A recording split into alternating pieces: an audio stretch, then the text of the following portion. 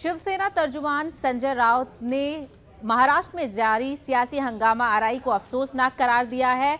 संजय राउत ने बीजेपी पर निशाना साधते हुए कहा कि बीजेपी शरद पवार जैसे बड़े लीडर के नाम को बदनाम करने की कोशिश में लगी हुई है। संजय राउत ने क्या कुछ कहा, आइए सुनिए।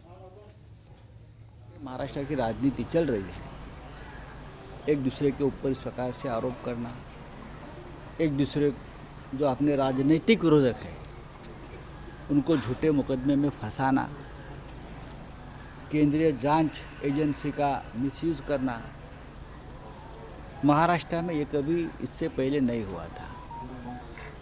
ये महाराष्ट्र की राजनीति की परंपरा नहीं है। अब पवार साहब को भी उसमें घिसट लिया, पवार साहब के ऊपर भी आरोप करने लगे लोग।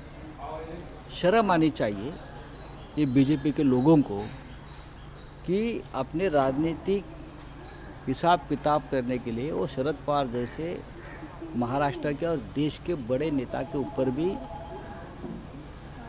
इस प्रकार से झूठे इल्ज़ाम और खिचड़ उठा रहे हैं।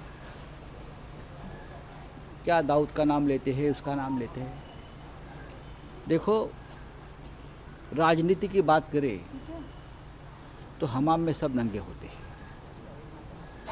और जैसे कि नवाब मलिक साहब ने जो एक नया कोई सामने लाया है, कागज़ या वीडियो, मुझे मालूम नहीं, लेकिन मैं इतना ही कहूँगा हमारे सामने वाले लोगों को कि जिसके घर शीशे के होते हैं वो दूसरे पर पत्थर नहीं फेंका कर।